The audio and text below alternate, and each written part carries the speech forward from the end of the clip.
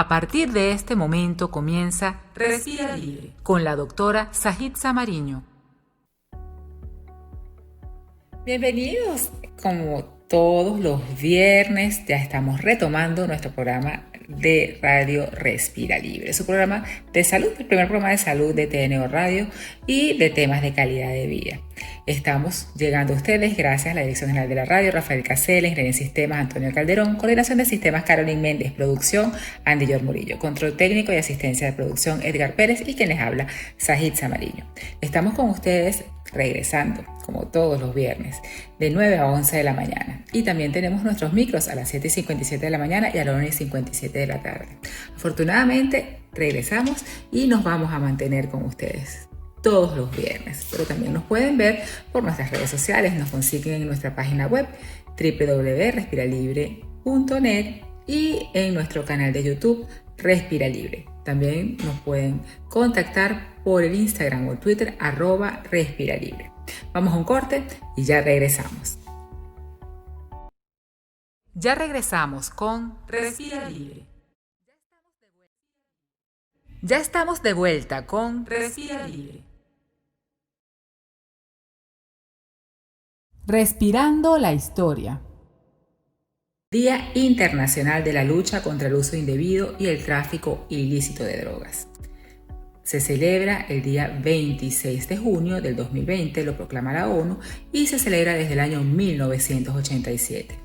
Cada 26 de junio, para reforzar la acción y la cooperación con el fin de alcanzar una sociedad libre del consumo de drogas, se celebra este día, apoyando cada año por individuos, comunidades y varias organizaciones en todo el mundo. Este Día Internacional tiene como objetivo crear conciencia sobre el problema importante de las drogas ilícitas que representan para la sociedad. El mejor conocimiento para un mejor cuidado.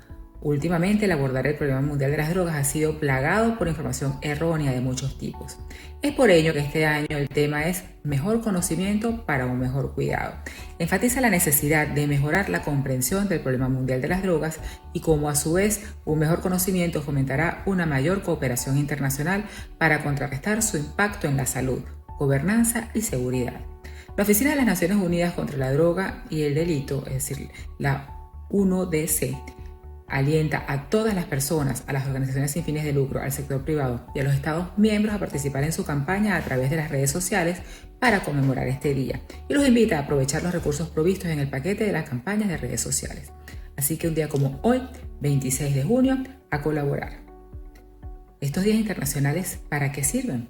Nos dan la oportunidad de sensibilizar al público en general sobre temas de gran interés, tales como los derechos humanos, el desarrollo sostenible o la salud. Tan importante esta conciencia en estos últimos tiempos.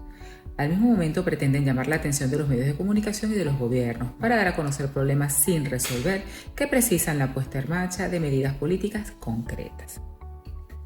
También un día como hoy, 26 de junio, se celebra el Día Internacional de Apoyo a las Víctimas de la Tortura, desde el año 1997 y proclamado por la ONU.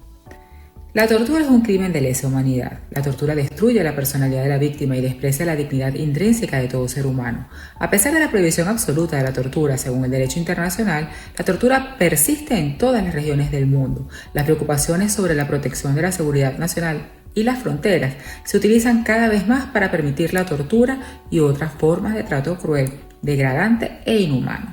Sus consecuencias generalizadas a menudo van más allá del acto aislado sobre el individuo, ya que pueden transmitirse de generación en generación y conducir a ciclos de violencia. Las Naciones Unidas han condenado desde sus comienzos su práctica por ser uno de los actos más aborrecibles que los seres humanos cometen contra sus semejantes. Para ver cómo los servicios de rehabilitación ayudan a los supervivientes de la tortura a curarse, hay que ver un tráiler del Fondo de las Naciones Unidas para la Tortura con entrevistas a nuestras organizaciones beneficiarias, supervivientes y fideicomisarios. Con este video hacemos una pausa. Al finalizar, continuamos con más de Respira Libre. Hoy vamos con nuestras entrevistas.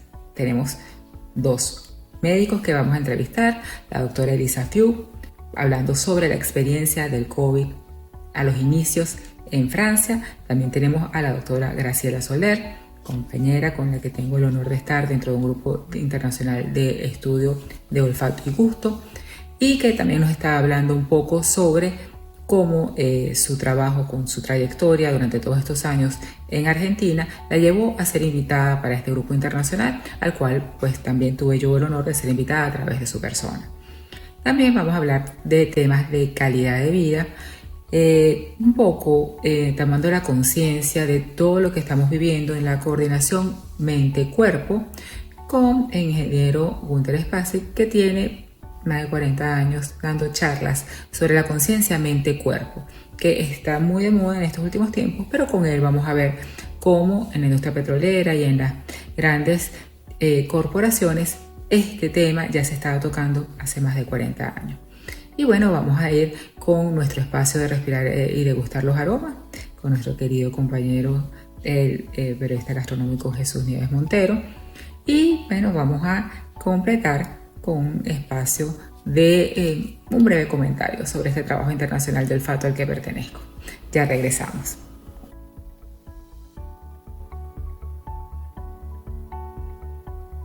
Ya regresamos con Respira Libre.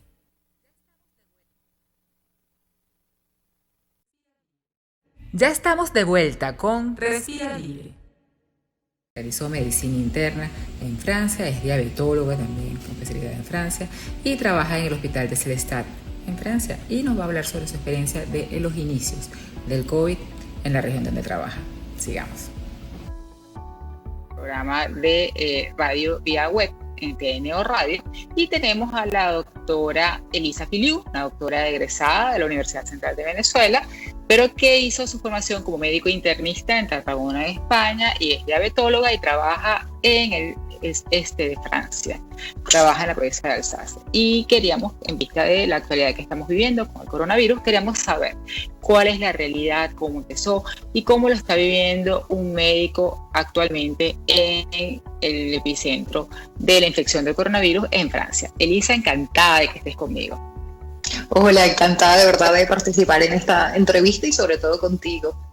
Mira, las cosas aquí en Francia empezaron de forma bastante abrupta. A finales de febrero hubo una reunión cristiana que hizo venir a aproximadamente 2.000 personas. Lamentablemente el coronavirus ya estaba azotando el norte de Italia y no se anticiparon mucho las cosas en ese momento. A finales de febrero empezaron los primeros casos de coronavirus en un hospital llamado el Hospital de Mulhouse. Mulhouse es una ciudad frontaliza con Alemania.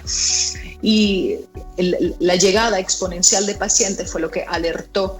Evidentemente los pacientes llegaban en un estado de salud bastante precario porque el coronavirus tiene una característica que es el daño a nivel pulmonar con una neumopatía intersticial bastante llamativa y una degradación del estado general bastante rápida. El hospital de Mulhouse se vio sumergido por el número de pacientes, entonces los hospitales adyacentes como el de Colmar y después el de Celestat, que es donde estoy yo, hasta llegar a Estrasburgo, empezaron a ver llegar una cantidad de pacientes a urgencias inhabitual. Eso fue en los inicios del coronavirus, a las 2 primeras semanas de marzo. Fue la región la más tocada a principios de marzo y de forma, lo que te digo, rápidamente exponencial. Y esto, ¿qué medidas se tomaron al llegar? Porque en ninguno de los países se tomó previsión entrando el virus. Es la razón por la cual estamos en este momento como estamos con la pandemia. Pero tú como médico de la zona, ¿qué medidas, qué información general recibieron de la parte de los ministerios? Cuéntame cómo fue ese abordaje primero para los médicos. Lo que primero se vio es que la infección es realmente muy rápida, es decir, el nivel de contagiosidad de este virus es algo que no se había visto antes. Hay que saber que en promedio un infectado va a contagiar a 3 personas, lo cual es enorme como cifra. Una de las cosas que se vio rápidamente es la falta de material, inclusive en países del primer mundo como es Francia. Se necesitaban máscaras específicas llamadas FFP2, que son máscaras que permiten una 99% de parada de la entrada del virus al sistema respiratorio del médico. Esa fue una de las primeras cosas que uno vio rápidamente. Segundo, hay que estar realmente cubierto con un material protector que te cubra inclusive el cabello, porque el virus se pega a todas las superficies corporales.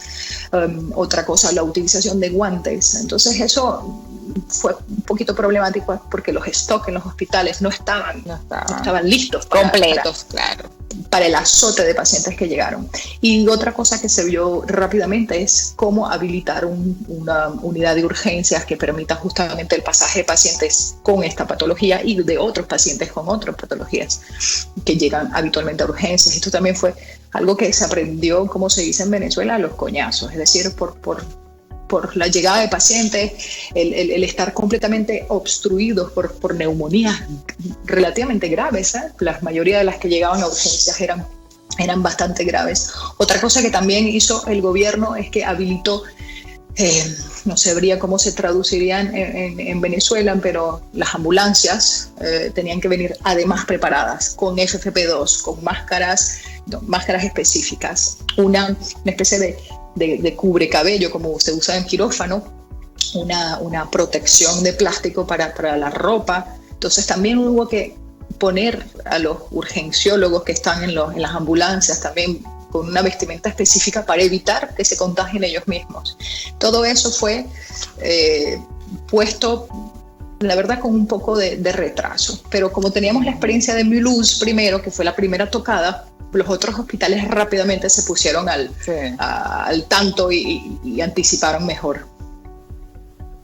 Ok, y una vez ya cuando el número de pacientes sobrepasó la actitud ante el paciente dentro de la sede hospitalaria, porque claro, nosotros en Venezuela el número de pacientes no es afortunadamente como tal, pero sabemos las necesidades y la forma como se está trabajando.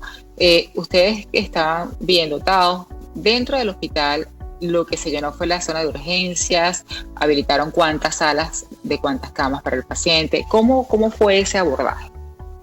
Lo que hicimos rápidamente en el hospital de Celestà, que es donde estoy yo, pero tomando obviamente experiencia de la experiencia previa. De Colmar, exactamente. Es decir, por ejemplo, el hospital de Colmar, que es donde trabaja mi pareja, primero empezaron con 15 camas para pacientes COVID. En dos días pasaron a 30, en 4 pasaron a 45 y al final están con 200 camas. Hay que realmente tener claro el nombre exponencial, que en 3 semanas empiezas con 15 y terminas con 200. En Celestà fue un poco similar. En Celestà empezamos con una unidad de 30. Un viernes abrimos una unidad de 30 pacientes con neumonía COVID, con infección COVID, con necesidad de hospitalización. El martes siguiente abrimos otra segunda unidad, pasamos a 60 y el viernes siguiente a 90. Es decir, que en una semana tuvimos que abrir 90 camas COVID que se llenaron en esa semana. Y en cuanto al requerimiento de unidades de cuidados intensivos, de respiradores, ¿qué porcentaje de ese tipo de esos pacientes lo ameritó o lo amerita actualmente? De igual forma, como tuvimos que habilitar unidades específicas para pacientes COVID con neumonía, fue de la misma forma la necesidad de abrir camas de reanimación.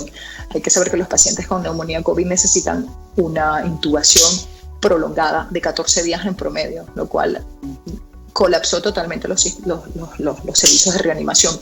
En Colmar terminaron teniendo más de 100 camas de reanimación, es decir, usaron las camas quirúrgicas para, todas las reanimaciones cardiológicas, quirúrgicas y médicas se volvieron COVID. Nosotros tuvimos que crear en mi hospital, que es un hospital de pequeño tamaño, tuvieron que transformar la unidad de cuidados intermedios en una unidad de cuidados intensivos, es decir, hacer venir 8 respiradores, sabiendo que cada paciente necesita tener 2 respiradores por si así uno se echa a perder. Entonces, eso fue lo más difícil y que lo vivió Francia, que lo vivió Italia. 10 días antes Italia tenía ese mismo problema y esa misma urgencia médica, que es lo que están sufriendo ahora los americanos, la región de Nueva York, que es muy difícil, es muy complejo, y nosotros tuvimos un periodo de 2 semanas muy difícil, porque no había camas de reanimación en ningún lado. Los centros principales, que es Strasbourg, el norte de Alsacia, que es Haguenau, lo que es Colmar y Mulhouse, estaban sin camas, así que tuvimos que usar hospitales de Alemania. Gracias a Dios hay una confraternidad bastante interesante y gracias a Dios Suiza Alemania nos ayudó. Otra cosa que tuvo que poner el gobierno es un hospital militar, hizo venir militares a hacer tiendas de campaña y unidades de reanimación. Abrieron 30 camas más al pie del hospital de Mulhouse para poder intubar a los pacientes. Y otra cosa llegando a 120 camas entonces para COVID. No, ahorita hablo de Mulhouse y Mulhouse. Okay. Yo creo que llegaron a tener 200 camas de reanimación.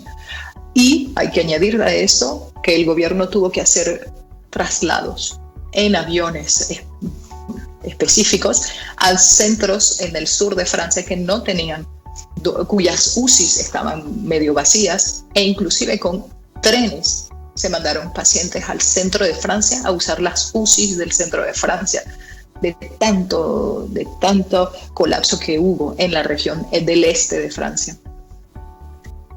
Y el manejo de este tipo de pacientes, el porcentaje de muertos que presentaron, más o menos un porcentaje, ¿lo puedes tener claro? Mira, lo que se estima mucho aquí en Francia, hubo dificultades con las cifras, porque hay que también tener en cuenta que una cosa son las muertes hospitalarias, que representan menos del 3%, lo cual no es una cifra extremadamente elevada, y los alemanes, etcétera, o sea, otros países alrededor de nosotros también tienen esas cifras. Pero el problema es que en Francia también hay centros de ancianatos, ¿no? Lo que se traduciría como ancianatos.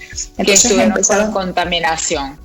Claro, pero a esos pacienticos que no se traían a urgencias porque no daba tiempo, y son pacientes que no ibas a intubar, pues no se les hace el test COVID, no forzosamente se les hacía el test COVID. Y no están incluidos en las estadísticas. Ahora sí empezaron a incluirlos, porque empezaron a tomar en cuenta desde hace aproximadamente 2 semanas. Por eso es que de repente la tasa de mortalidad explotó en Francia, porque se empezaron a incluir los pacientes de estos centros para pacientes mayores y dependientes, la mayoría, ¿no? Claro.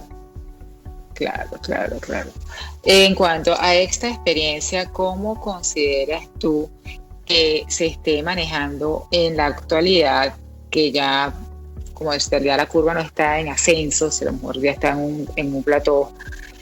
¿Qué medidas están tomando con respecto al resto de la comunidad? Y entre todos, sobre todo la parte médica, ¿qué medidas nos puedes decir que se estén tomando? Vamos a ir a un corte y ya regresamos para que me lo digas. Ya regresamos con Respira Libre. Ya estamos de vuelta con Respira Libre.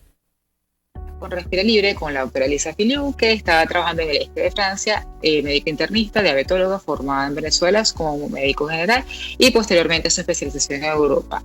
Estábamos hablando de lo que es la parte del crecimiento exponencial que ha tenido, que tuvo el COVID en sus inicios, que ya llegó a una fase de plató, aunque el reporte de muertes por la consideración de los pacientes que estaban hospitalarios se vio en aumento. ¿Qué medidas en la actualidad se están tomando y qué conciencia como médico están tomando el equipo de trabajo?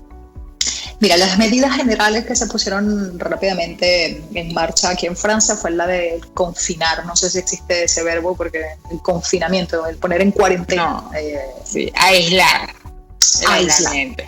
El aislamiento de los pacientes, de las personas, perdón, a la par de Italia, y antes de eso de China, que fue la única forma de frenar. Como te dije antes, el virus tiene una contagiosidad extremadamente agresiva. Se sabe que sigue en las partículas del aire, que se mantiene activo y vivo en el aire, en las superficies, casi todas las superficies, hay hasta tiempos y todo. Uno sabe que en el metal dura hasta 5 días. Entonces es un virus que es muy contagioso. Entonces el hecho de aislar a las personas es francamente la única forma.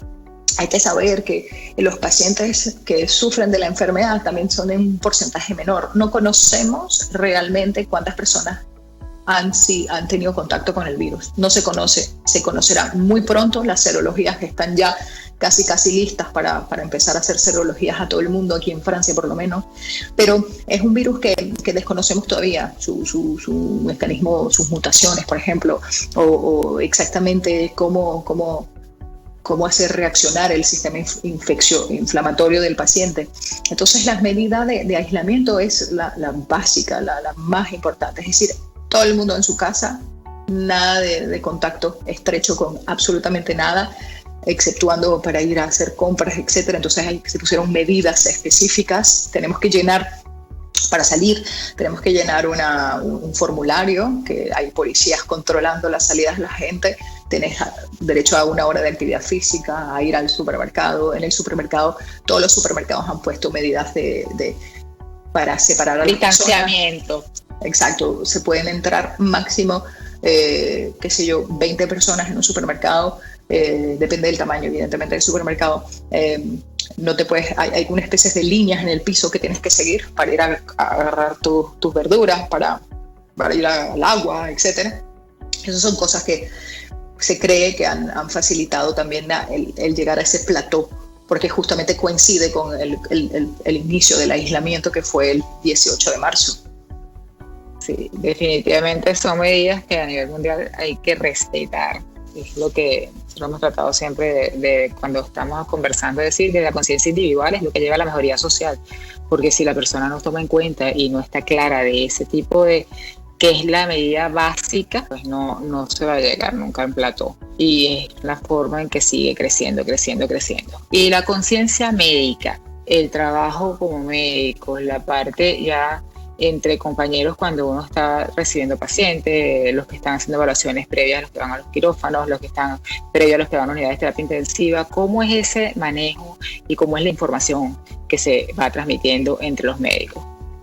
Mira, hubo, por lo menos en Celestac, que éramos como un hospitalito chiquito, pero que aportó así, David y Goliat, pues aportó así muchísimo, yo creo, ayudando a colmar, a Mulhouse, o sea, es decir, que la verdad es que hemos podido justamente hacer 90 camas para ayudarlos. Había una especie de confraternidad bastante bonita entre el personal de enfermería. Hay que saber que el hecho de tener que vestirse, ponerse la máscara FFP2, ponerse el protector para el cabello, la protección, cada paciente, cada cama, cada cuarto, cada habitación, de un paciente es algo que agota. El estar respirando todo el día detrás de una máscara es algo que de verdad puede ser difícil. Hubo un periodo así como que los primeros días en que era demasiado complejo ver que un paciente joven llegaba con fiebre, con una radiografía, un escáner, que es el gold standard. De todas formas, radiológicamente es la mejor forma de ver el daño pulmonar. Lo veías con un escáner leve, y a los 2 días los requerimientos de oxígeno pasan de 3 litros a 15 litros, necesitas reservorio, de repente ves que no satura bien y hay que intubarlo.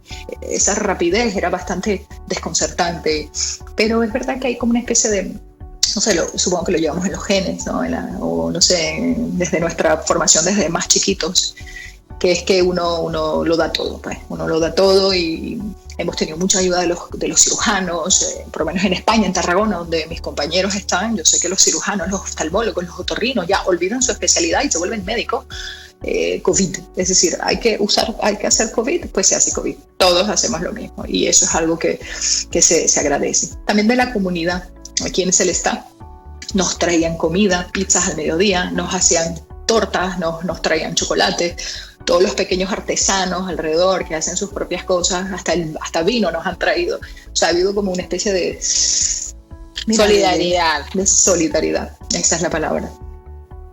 Y en cuanto a lo que es el médico, que es lo que estamos viviendo a lo mejor en Venezuela, porque está empezando un poco, ¿no?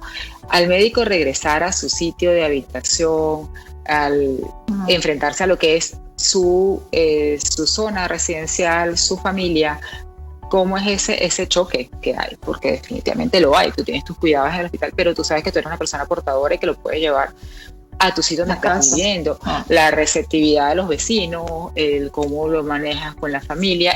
Más o menos, enfócanos un poco cómo ha sido ese manejo con ustedes. Nosotros, por lo menos en mi casa, los dos somos médicos, los dos trabajamos con pacientes COVID y los dos estamos en el hospital. Nos confinamos, nos aislamos primero ante la familia más cercana. Es decir, que dijimos, no vamos a ver a nadie, anulamos eso antes que todo el mundo, o sea, que el gobierno lo haya establecido como ley. Es decir, que nosotros ya sabíamos que este virus era extremadamente contagioso y bueno, tomamos la decisión de hacerlo antes. Lo que hicimos fue tener gel hidroalcohólico al llegar. Cuando llegas al hospital nos cambiamos completamente. Mi pareja lo hizo antes que yo, obviamente porque él vivió el COVID como 7 días antes que yo. Entonces él se cambiaba completamente, llegaba a casa y lo que hacía era evitar el estar muy estrechamente en contacto y se iba a duchar inmediatamente. Se duchaba, se lavaba el cabello y ahí, a partir de ahí, pues ya, si lo tienes, lo tienes. No usamos máscaras ni eso en casa. Yo tengo compañeras que sí lo hicieron, compañeros que estuvieron en contacto estrecho con personas positivas, entonces al llegar a casa médicos se ponían una máscara, pero eso es algo es imposible, francamente, es imposible, porque como te digo, exponencialmente es como 4 semanas intensivas, que solo vas a ver COVID, que solo vas a ver neumonías por COVID y que todo lo que vendrá al hospital es COVID. Por lo menos aquí fue así. Entonces llega un punto en que ya no tiene sentido estar con máscara en casa, pues, y no darle un beso a tu hijo, es que es muy complicado, muy complicado. Entonces las medidas en el hospital es ser estricto y llegar a casa, quitarse toda la ropa, si no te la has cambiado allá. Pero nosotros teníamos pijamas, ahí se dice pijamas en España, pero tenemos monos quirúrgicos. Sí, los monos quirúrgicos. Los monos. Que usamos solo en el hospital, zapatos para el hospital, que eso no sale del hospital, y en casa pues te quitas todo, te bañas, te lavas el cabello. Bueno, las mujeres es un poco más complicado, pero yo no tomé forzosamente distanciamiento con mi hija, por lo menos en casa. Sí, y con respecto a la parte de los vecinos, ¿cómo bueno, tomaron? Porque ha habido varias reacciones encontradas en lo que es la parte vecinal. ¿Cómo fue la experiencia que ustedes tuvieron? Nosotros hemos tenido, nosotros estamos en una calle en donde hay 2 enfermeras de urgencias, entonces, como decirte, imposible que nos vean mal, somos más bien heroicos para ellos. A las 8 aquí se aplaude todas las noches a los médicos, a todo el personal que trabaja en los hospitales y en otras zonas de trabajo, panaderías, supermercados aquí. Nosotros no lo hemos vivido, pero yo conozco, sí han habido casos, inclusive aquí en Francia, inclusive aquí en Alsacia ha habido casos de personas que han sido un poco, ¿cómo decirlo?, rechazadas por su trabajo en el hospital, pero creo que es una gran minoría, creo que son de verdad porcentajes pequeños, por lo menos aquí donde estoy y la experiencia que yo tengo, pero sí he leído que en Venezuela, en Colombia ha habido problemas en los edificios. Mira, son gente que yo creo que, o sea, los vecinos que hacen ese tipo de cosas, pues no son solidarios, y espero que no vayan a tener que ir un día a urgencias y que ese médico sea el que les salve, o sea, si ese médico es el que los atiende, pues creo que será la mayor lección de sus vidas. Sí, definitivamente lo que tienen que hacer es ser consciente y tomar medidas al llegar al sitio, pero si toman las medidas no tiene por qué haber un rechazo, pues, de parte de ninguno de los vecinos. ¿Cómo ahora, entrando en, como decir, la reflexión final para nosotros, te voy a dejar una pregunta al aire? ¿Cómo crees tú para, en el caso de ustedes que están viviendo lo que es el tratar pacientes COVID, cómo va a ser su conciencia médica previo COVID y cómo va a ser post-COVID? Después de estos cortes, me das esa reflexión. Ya regresamos con Respira Libre. Ya estamos de vuelta con Respira Libre.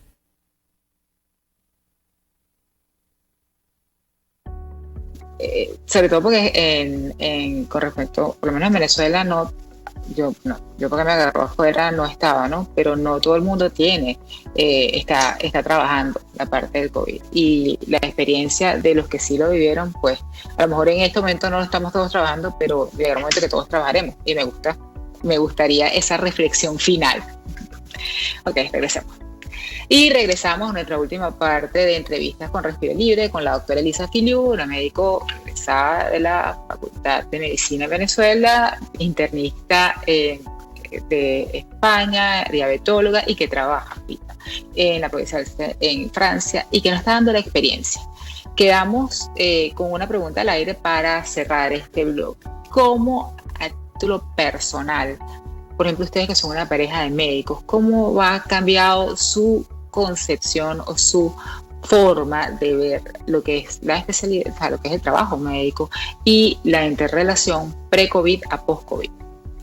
Mira, una cosa que que es bastante rápida es la fragilidad del ser humano, ¿no? Y ver que aunque hemos estudiado años y años y hemos leído cantidad de libros de cantidad de enfermedades, siempre puede llegar una que te borra todo y tienes que empezar de cero. Sobre todo cuando ya has hecho una super especialidad. Yo soy internista, pero me concentré 3 años en diabetología, parte de endocrinología, de nutrición. Y es como es que si vuelves al estado de base, en que tienes que aprender un poco lo que nos pasa en Venezuela cuando te vas de ruralito, pues que estás así, ahí solo, frente a una enfermedad o varias, y tienes que sacar tus conocimientos del fondo, ¿no? Eso es algo que nos volvió mucho más humanos, mucho más humble, humildes, porque te das cuenta de que puedes ser oftalmólogo, otorrino, internista. Claro, el internista tiene más facilidad en el sentido que ve más patologías infecciosas y más graves en algún punto, pero todas las especialidades volvieron como a un estado de basal, de qué has hecho, qué has venido a hacer en este mundo, ser médico, ¿no? Y ocuparte de lo que sea en el fondo, frente a ti. Pues eso, esa especie de humildad ante algo que sobrepasa, sobre todo al principio, sobrepasa los conocimientos. Lo hemos ido viendo.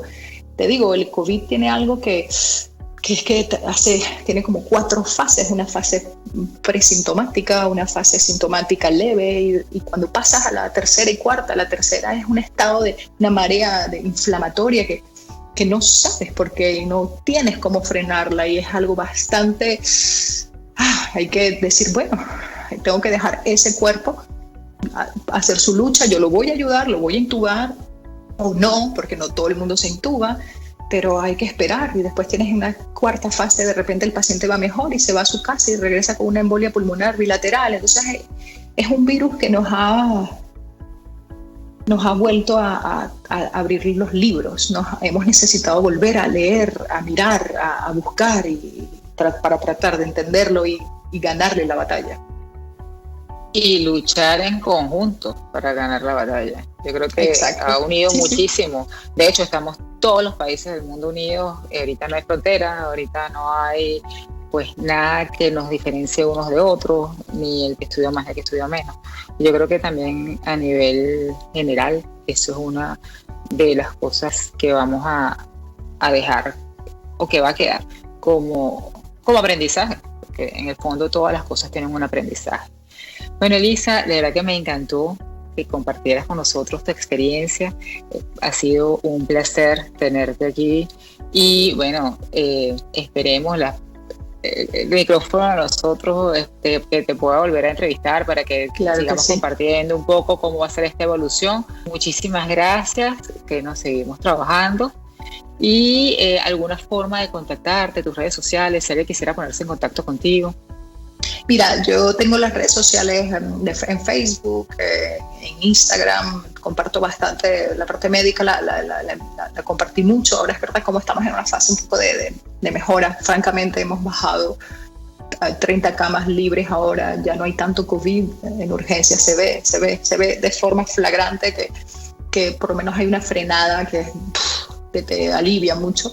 Me pueden contactar a través de ti, por ejemplo, de tu emisora, si quieren volver a conversar sobre los tratamientos o qué tipo de reacciones. ¿Cómo no?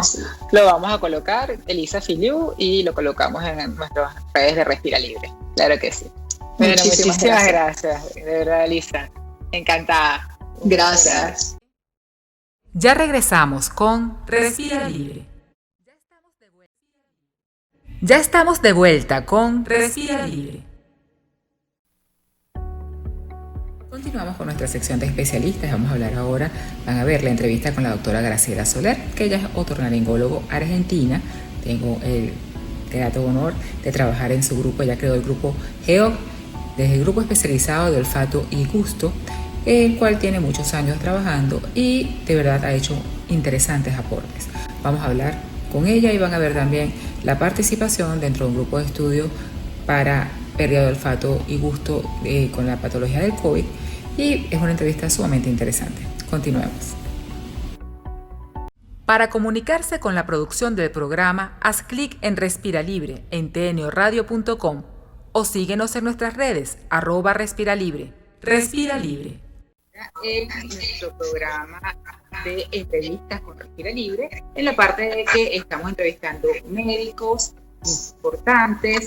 En este momento vamos a hablar un poco sobre lo que es el tema de la actualidad, sobre la infección por COVID-19, y tengo el gran honor y gusto de estar actualmente con mi gran amiga, la doctora Graciela Soler, otorrinolaringólogo, especialista y pionera en Argentina en el estudio de olfato y gusto. Además, directora y fundadora del grupo de estudio de olfato y gusto GEO, escritora de diversos libros, entusiasta, estudiante del tema, y actualmente tengo también el honor de que me invitó a participar en su grupo y conjuntamente me invitó a participar en algo que es bien importante. Forma parte directamente invitada por el hombre más importante que estudia el olfato a nivel del mundo, que es el doctor Thomas Hummel, a participar como integrante del Clinical Olfactory Working Group, grupo internacional de investigadores que está apoyado por la Sociedad Europea de Rinología, y se está trabajando sobre el consorcio global para la investigación quimiosensorial del olfato y gusto, Global Consortium for Chemosensory Research. Es un grupo creado por el doctor Thomas Hummel y colaboradores sobre la investigación del COVID-19 y su relación con olfato y gusto. En la actualidad somos 300 médicos, pero la doctora Graciela Soler es una de las que fue llamada primero a participar en este estudio. Y justamente, aparte de dar la bienvenida, muchísimas gracias de verdad por aceptar estar aquí y ser una entrevistada en Respira Libre, en Entrevistas con Respira Libre. Quiero que nos des tu experiencia, Graciela, sobre todo lo que, primero nos cuentes todo lo que tú has desarrollado, lo que tú has trabajado en olfato y gusto, y la expectativa y lo que se ve de la importancia de los cambios de olfato y gusto en esta actualidad. Nosotros nos conocemos hace muchos años, tuvimos el gusto de tenerte en Venezuela. Cuéntanos un poco de ti. Bueno, hola, ¿cómo te va? A ti y a toda la gente que te sigue. La verdad que estás haciendo un trabajo muy bonito y muy lindo, muy pionero también en Respira Libre.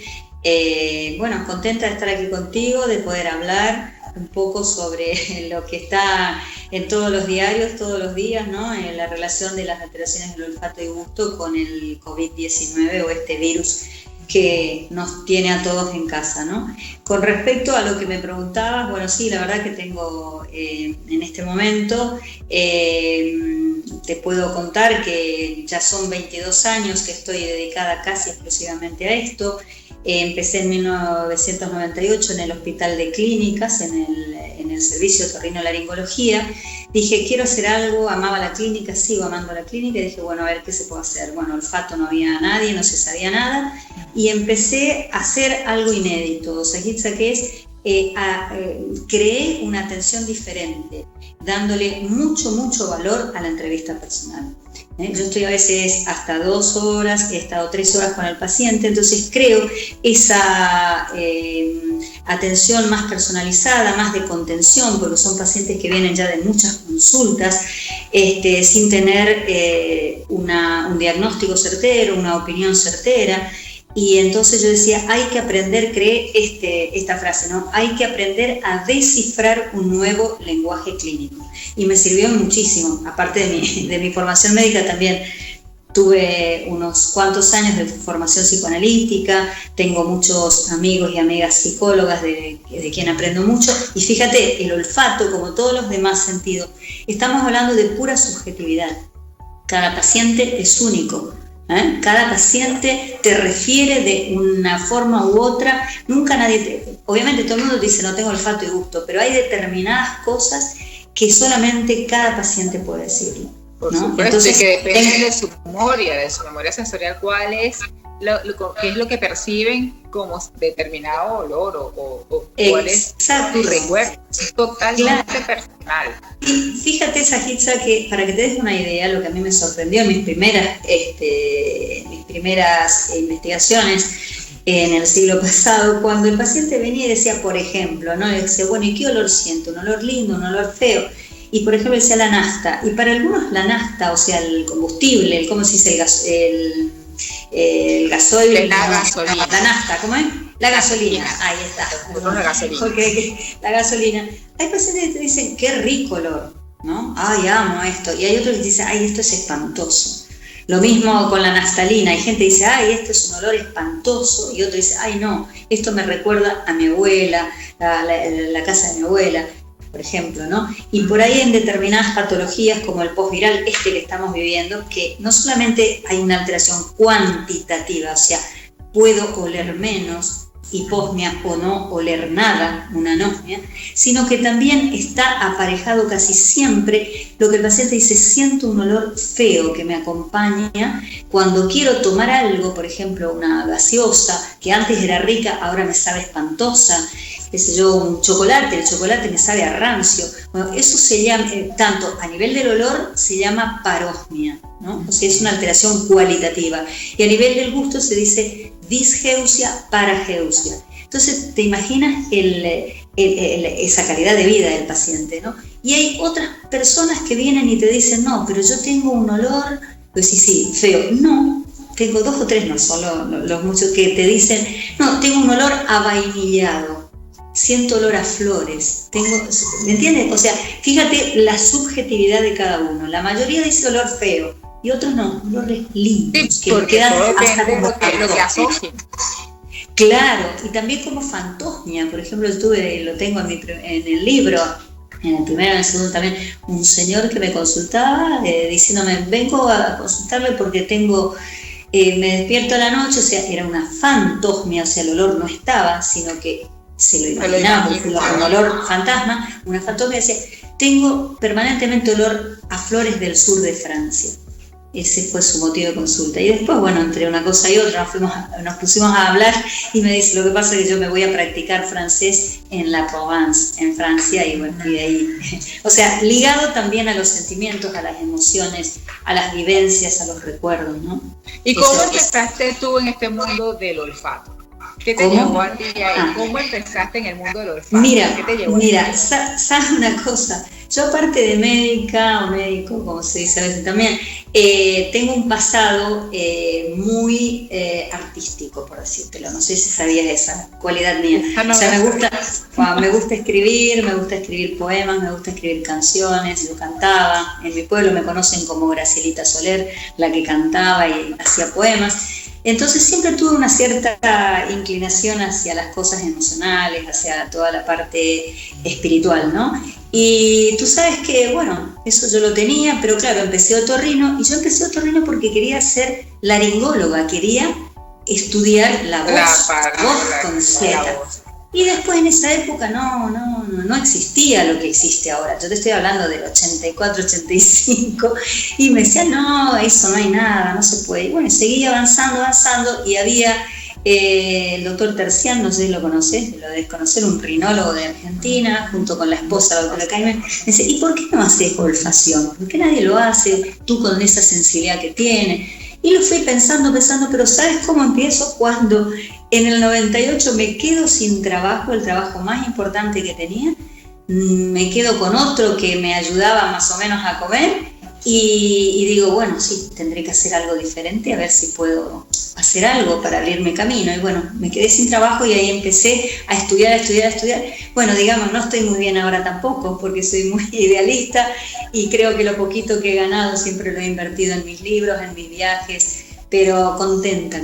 Fue eso, el quedarme sin trabajo y el poder también compatibilizar esos sentimientos que yo tenía, ¿no? O sea, esa subjetividad de escuchar al paciente. Me gustaba la psicología, pero no para ejercerla yo, sino... Y bueno, ahí encontré, como médico, puedo escuchar, claro, puedo escuchar un poquito más. Por supuesto que se requiere tiempo, mis consultas requieren tiempo, y cosa que no hay nunca, ¿no? Pero trato de hacérmelo y la verdad que me siento muy contenta, soy una apasionada de lo que hago. Y la gente del otro lado, vos sabés, Sajitza, que a veces llega el paciente y me dice, no tengo olfato ni gusto, y se va oliendo algo, hay una vainilla, un chocolate, tiene una hiposmia, ¿no? Ha tenido anosmia tal vez o una hiposmia severa, y se relajan, tranquilo, porque la otra cosa es que a veces se hace diagnóstico, como ahora, se dice, el paciente dice que no huele, ¿no? No tengo olfato, no tengo gusto, pero si tú le haces un pequeño test, o sea, si tratas de objetivar, entre comillas, y te puedes llevar una sorpresa. El paciente puede irse oliendo 1 o 2 olores, que ya es bastante. Si fue a la consulta sin oler nada. Claro, desde ahí que es importante. Yo lo que impongo también, aparte de esa consulta diferente, esa consulta más cercana, esa relación médico-paciente, que es la esencia en realidad de la clínica médica, ¿no? Incorporo por primera vez en Argentina y en Latinoamérica la medición del olfato, o sea, la olfatometría. Hasta ese momento la olfatometría la hacían gente en el CONICET, que es el Consejo Nacional de, no me acuerdo, es un Consejo Nacional argentino donde están los mejores, ¿cómo se dice?, investigadores de Argentina y al mundo, ¿no? Y tú sabes que ellos lo hacían, pero no eran médicos, habían doctores, todo con PhD de bioquímica, química, psicología experimental, manejaban el olfato como nadie, pero con un alto nivel científico, ¿no? Y bueno, yo me fui despacito al lado de ellos aprendiendo, ¿y qué hice? Todo eso lo puse en la clínica. Yo ya tenía 13 años de otorrino, de atender pacientes, y te imaginas, con 13 años de otorrino digo, bueno, a ver esto, aprendí la olfatometría y bueno, incluso también fui pionera en eso, tuve que cambiar 2 olores, porque el peanut butter, ¿no?, la manteca de maní de los estadounidenses, porque es el que yo uso, es el test de Connecticut, por ejemplo, por supuesto el paciente no conoce. Unos colegas usan ¿cómo le dicen?, el maní o el cacahuate, se dice, ¿no? Para que no me acuerdo. Para nosotros es maní. Nosotros es maní. Claro, el maní. Entonces, pero no es lo mismo. No es lo mismo el maní que la manteca. No, son 2 cosas diferentes. Aparte es como decirle al argentino, mira el dulce de leche.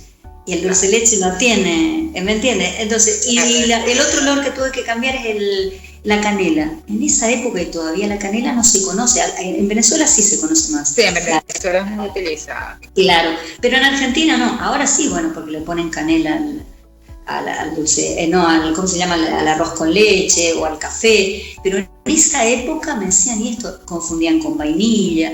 O sea que también fui pionera en eso, ¿no? Eso si nadie se salvaba de mis investigaciones. Le hacía oler a todo el mundo. Sí, la Graciela. Vamos a ir un momentico a comerciales y ya regresamos. Dale.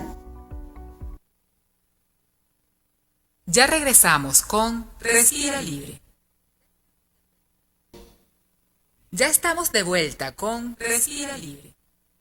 Seguimos en entrevistas con Respira Libre. Estamos con la doctora Graciela Soler en esta sección de que con esta nueva forma que estamos llevándoles a ustedes Respira Libre, de entrevistando a un especialista. Y estábamos recorriendo, Graciela, ¿cómo empezaste tú? Hay cosas que no son tan afortunadas a veces que nos llevan a conseguir el camino de lo que vamos a hacer el resto de la vida. Y ese fue como nació tu inclinación al trabajo que estás haciendo. Y nos estabas contando que eres pionera aparte en olfato, en tu país, en Latinoamérica, muy reconocido a nivel mundial, en cómo pasar los test y para que las personas de tu país introdujeran los olores conocidos, cómo cambiaste uno por otro. ¿Cómo fue la aceptación al principio con todo esto que tú estabas haciendo? Mira, al principio fue una cosa todavía sigue siendo, pero en aquella época decía, ¿y esto qué es? Incluso colegas, me acuerdo que me decían, en la carrera docente yo iba y uno de los profesores me decía, ¿qué haces? Le digo, olfato, ¿y eso qué es? pero mira que yo conozco, soy médico y no tengo idea. O sea, muchos médicos no saben lo que es el olfato, no sabían, bueno, hace 22 años. Y yo me ocupé de eso, ¿no? Entonces era todo una cosa, ¿y eso qué es? Y si no, también me decía, a ver la... bueno, ¿sabes qué? Anda a verla, la doctora esa de los frasquitos, la doctorcita esa que tiene los frasquitos, anda que te atienda. ¿Y cómo es esa prueba? ¿No? ¿Cómo presenta para que las personas entiendan un poco cómo esa prueba? Colocas una serie de aromas. Claro, mira, yo el test que uso tiene dos partes, también como una que sería cuantitativa, entre comillas, acuérdate que estamos hablando de cosas subjetivas, ¿no? Porque los test de olfato son todos psicofísicos, por lo tanto, tú le presentas un estímulo al paciente y el paciente te responde con una... o sea, lo lógico es que responda lo que es. Entonces, yo tengo dos partes. La cuantitativa son diluciones a 1/3 de butanol, que es un alcohol, con agua destilada. Hay toda una escala donde 6 y 7 el número de diluciones es normosmia, el 5 hiposmia leve, el 4 moderada, el 2 y el 3 severa y el 0 y 1 anosmia. Con eso yo ya me ubico a ver dónde está la parte perceptiva, o sea, de los umbrales, ¿no? La menor cantidad de olor que puede oler ese paciente. Y la segunda parte, que es la identificación de olores. Ahí tienes que poner frasquitos con distintos olores conocidos por el paciente. Porque hoy estaba haciendo una nota para publicar que no cualquiera, hay que tener mucho cuidado a la hora de elegir los olores y a la hora de elegir los test de olores. Porque si el paciente no conoce, estábamos hablando del Pinot Noir, si el paciente no conoce un olor y te va a decir no sé qué, y no por eso está en hiposmia, ¿no? O en anosmia, sino que no conoce. Por lo tanto, algo a identificar significa ponerle un nombre. Yo le pongo un nombre porque lo conozco, sé, tengo familiaridad con eso. Y además mi cerebro hace todo un proceso para ponerle un nombre. Pero no es tan fácil. Y eso fue lo que escribí hoy. Para tú identificar, no puedes ponerle el olor y ya está. No, le tienes que presentar al paciente una lista con los nombres. En los niños se pone también la fotito, porque uno no puede identificar así a ojos cerrados a ver qué es esto, no. O te tienen que decir, ¿qué es? ¿Es esto o esto? Tiene que ser un choice. Esa es la identificación. Y con esos dos numeritos hago una media aritmética y ese es el final, el score que da a cada paciente. Y después se hace la evaluación trigeminal. Pero son olores conocidos: café, chocolate, jabón. El método original tiene también... Claro, porque vamos a aclarar un poco que la parte del olfato como tal llega a través de lo que es el parque craneal, o sea, para la gente con el olor conocido, pero no incluye lo que es la sensación particular que puede dar ese olor. O sea, puede ser que queme, puede sentir algún tipo de sensación que lo acompañe, porque esa sensación va con otro parque craneal, que es la evaluación trigeminal. Por eso es que tú implementas dos tipos de evaluaciones, y por eso es que ahora en la última parte vamos a hablar de los dos tipos de evaluaciones que se va a hacer los pacientes con el COVID y post-COVID para ver la afectación real que tuvo a nivel de los pares craneales. Claro, sí, porque lo que hay que definir es que un olor, casi todo, se dice que todos los olores tienen el olor que va, el olor, digamos, que va por el primer par, que yo siempre digo acá arriba, ¿no? Primer par, y la otra parte que está mediado por el quinto par craneal, o sea, por el trigémino. O sea, y no solamente en la nariz, sino también en la mucosa de los ojos y en la mucosa oral, ¿no? Entonces, todo olor tiene el componente. Por eso es que hay olores que lagrimean, exacto, que queman y sencillamente solo lo están haciendo la persona. Claro, hay olor, tienen ese tipo de reacciones. Exacto, por eso hoy escribí sobre eso. O sea, uno no puede a un paciente ponerle, por ejemplo, como decía, le pongo vinagre a ver si huele o no huele. Porque el vinagre hay que hacerlo en dilución y además le tienes que decir al paciente qué es, porque el paciente es muy trigeminal, todo lo que sea amoníaco, lavandina, lejía o esto que estamos hablando, la menta, todo le produce al paciente esa sensación trigeminal que es de me pica, me arde, me quema, ¿no? Entonces eso es trigémino y después de eso puede decir, también puede decir, bueno, esto es una... ¿cómo se dice? Una menta, o sea, ponerle el nombre realmente. Son dos cosas diferentes. Son dos cosas y que hay que evaluar. Pero que se complementan. Claro, y que ya está, pues bien, normado a nivel internacional, todo el que trabaja con olfato pues tiene que hacer esas dos cosas. Son experiencias bien agradables. Nosotros en Respira Libre que hemos hecho, que es también una de las cosas que más nos hemos unido, que hemos hecho experiencias más que todo sociales de calidad de vida con la parte del olfato, que hemos incluido gastronomía. Ha sido una experiencia bien sorprendente, porque las personas no tienen conciencia de lo que es el olfato ni la importancia del olfato, tanto en su calidad de vida, que incluye pues el olor de la pareja, el olor de la comida, un buen disfrute, hasta cosas tan importantes en este momento como que cambios en el olfato nos pueden llevar a poder aislar algo como el COVID-19 y que las personas no sean contacto y no se infecte un mayor número de personas. Vamos a un corte y ya regresamos con esa parte. Ok. Ya regresamos con Respira Libre. Ya estamos de vuelta con Respira Libre. Bien, vamos entonces a seguir ya con la última parte. Vamos al COVID directamente, ¿no? Vamos ahí lo que te quiero decir es que porque nos quedan 6 minuticos. Yo te voy a decir que las afecciones postvirales se conocen desde siempre. Todo virus que ande por, ¿no? O, bueno, que hay virus, no te voy a nombrar, ¿no? Porque si no es muy largo.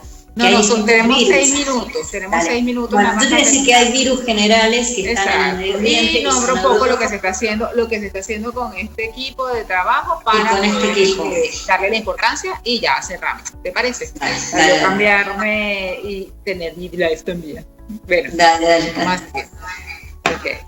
Y ya regresamos con esta última sección para complementar la entrevista que estamos haciendo a la doctora Graciela Soler, encantada de verdad. Y estamos hablando de la importancia que es el olfato, tanto así que en la actualidad del COVID-19 se ha tomado en cuenta el olfato como el signo más importante que precede a tanto la fiebre como la tos, y aquí ha llevado a una comunión de 300 personas que en diferentes partes del mundo estamos trabajando, porque afortunadamente gracias a ti estoy incluida en ese proyecto, en ese trabajo, para hacer pruebas y estudios de la importancia del olfato previo a ahorita lo que es los pacientes con el COVID, y posteriormente cuál va a ser la consecuencia y cómo se va a reinsertar la cualidad olfativa y respiratoria en estos pacientes que van a ser afectados.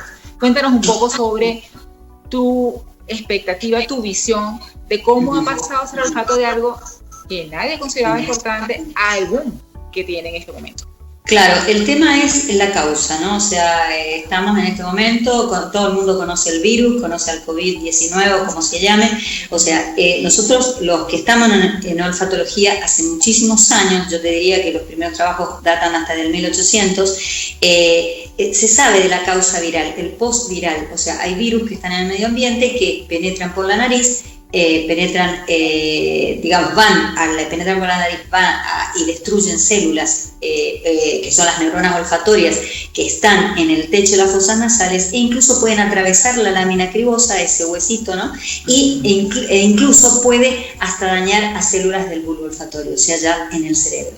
Eso lo conocemos hace mucho tiempo. Es la segunda causa en frecuencia, nosotros vemos mucho eso, y ya es en general el paciente nos va a consultar recién al mes y pico, o hasta un año. Yo tengo pacientes.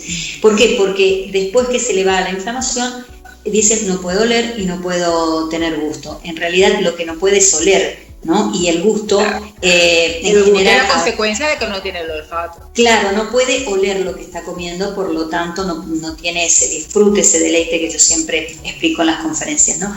Entonces, eso lo conocemos hace mucho tiempo. Y por supuesto tenemos pautas de diagnóstico, pautas de tratamiento. El tema es que aquí, esto es una pandemia, ¿te imaginas? Este virus vino y ocupa toda nuestra atención. Claro, es un tema de todos los días, en todos lados, también por los fallecimientos, por los contagios. O sea, el mundo está un poco asustado. Pero aparte de eso, nos enteramos que hay gente que dice, ay, perdí el olfato y el gusto, perdí el olfato y el gusto. Lo que no está todavía, y para eso estamos reunidos todos en este consorcio, digamos, global, es para saber el mecanismo intrínseco, qué es lo que hace el virus realmente. ¿Es igual que los demás? Se supone que sí. Y lo que me llama la atención, Sejitza, es que varias cosas que voy, porque estoy todo el día leyendo y me mandan mails, es que aparentemente con este virus el olfato vuelve más pronto que los otros, más temprano. Entre paréntesis, tampoco están seguros. Dicen, no, ya la semana, 2 semanas, 3, yo ya estoy comiendo de nuevo, le siento el gusto. Eso es otra cosa, o sea, es, primero, ¿qué hace? También leí un trabajo hace poquito, que aparentemente no ataca directamente a la neurona, sino que ataca a las células de sostén, o sea, las otras células que están al lado de la neurona, en el epitelio olfatorio, pero todo un montón de especulaciones, que para eso estamos nosotros, en este consorcio, ¿no? Sejitza, tú también, sí, para dilucidar qué es lo que realmente hace el virus, rompe neuronas, daña neuronas. Cómo dar los parámetros para poder dar el tratamiento posterior. Eso, claro. Eso es lo que llama tanto la atención, que pasamos de un tema tan importante como el olfato, de que muchos años atrás a ti te costó mucho tiempo de que las personas tomaran en conciencia lo que era, en esta actualidad, con esta pandemia, donde no hay nadie vivo que haya pasado por un proceso como el que estamos haciendo nosotros en ese momento de conciencia de enfermedad, y que justamente el olfato haya reunido a tanta gente a nivel mundial para darle ese peso específico ahorita durante la pandemia y para los pacientes que ya van a haber sufrido el virus. Es algo que llama muchísimo la atención, definitivamente. Claro, y sobre todo eso, Sejitza, que se dice que hay que tomar como un parámetro previo, como un síntoma precoz. También está, yo estoy leyendo de todo, ¿no? Unos que dicen que sí, que ya lo aseveran, otros dicen hay que ver, porque no es tan así. Yo escucho a gente que dice tuve fiebre y después de la fiebre perdí el olfato, hay gente que dice no tuve nada y perdí el olfato, o sea, no está realmente todavía consensuado si es un síntoma aislado o si está asociado con los otros y los otros son más leves que los casos graves. Y es así. Y esa es la causa de que, bueno, vamos a ver. Vamos a investigar, ¿no? Bueno, eso es que vamos a investigar y por eso es que estamos tantos unidos. Graciela, hemos llegado al final de esta entrevista. Encantada de haberte tenido. Muchísimas gracias, de verdad. Espero que, bueno, podamos hacer en el futuro otras entrevistas y seguir hablando sobre el trabajo, cómo va evolucionando y cómo va evolucionando pues tus libros, todo lo que estás ofreciendo. ¿Alguna red social que puedas decirnos para que te sigan? Sí, estoy en Facebook, estoy en Instagram recién hace un ratito, digamos hace unos pocos días, pero en Facebook sí me encuentran como Graciela Soler y GEOC, que es el Grupo Estudio Olfato y Gusto, que desde el 2010 creé este primer grupo multidisciplinario dedicado al estudio del olfato y el gusto. Es así. Bueno, y en Respira Libre nosotros explicamos bastante también información de Graciela, que la pueden conseguir por Respira Libre. Muchísimas gracias. Te agradezco un montón, te agradezco mucho la invitación, Sejitza, gracias por esta nota y espero sí que me sigas ayudando en la difusión de este trabajo tan apasionante. Claro que gracias por todo, muy amable, gracias a todos. Ya regresamos con Respira Libre. Ya estamos de vuelta con Respira Libre. Nuestro espacio de calidad de vida vamos con el ingeniero venezolano Gunter Spacek, amante de la energía molecular y celular, creador del programa Expansión Mente y Cuerpo, miembro de la Sociedad Americana Anti-Envejecimiento. Y continuemos ahora con su entrevista. Su email, gunterspacek@gmail.com. Y bienvenidos a su programa de entrevistas con Respira Libre. Nos encontramos el día de hoy iniciando o manteniendo lo que es este ciclo de calidad de vida, hablando con el señor Gunter Spacek, que es pues ingeniero y biólogo molecular y celular amateur. Es realmente un placer poder entrevistarlo, señor Gunter. Cuénteme un poco cómo empezó en estas lides de mantener lo que es la calidad de vida y sobre todo lo que es la terapia anti-envejecimiento y este ciclo de conferencias que usted ha dado por todo el mundo y que lo mantienen pues y por lo que lo hemos llamado a este programa, porque en estos momentos es tan importante el tomar conciencia de la salud, que fue una cosa que es lo que a usted lo llevó a todo esto, y es la razón por la que estamos incluyéndolo dentro de estos ciclos de calidad de vida y que estamos esperando que usted nos diga cuáles han sido esas razones y que lo han mantenido durante estos 50 años haciendo esta labor. Bueno, yo creo que desde niño me interesaron mucho las capacidades del ser humano, cómo mejorar las capacidades del ser humano y cómo vivir más tiempo para ser útil más tiempo. Después que me gradué de ingeniero, yo en paralelo seguía persiguiendo este sueño. Y en cuanto curso podía, en cuanto curso había de salud, de desarrollo, de crecimiento de las capacidades del ser humano, yo me metía. Encontré mucha charlatanería. La mayoría de los cursos realmente no sirvieron. El primer curso que me metí fue un curso de parapsicología, donde lo único que aprendí, lo único positivo que aprendí es a controlar el dolor. Y posiblemente no solamente controlarlo, sino evitarlo completamente por la mente. Eso me llevó progresivamente a la búsqueda de cómo se podía vivir más tiempo. En aquel entonces, hace 50 años, la teoría era que el cuerpo envejecía por la acción de los radicales libres y que por lo tanto había que comer frutas que atenuaran, que compensaran los radicales libres, y verduras, frutas y verduras, o sea, el reino vegetal, frutas de colores intensos, vegetales de colores intensos, porque tienen fitoquímicos que ayudan no solamente a contrarrestar radicales libres, sino a tener el cáncer.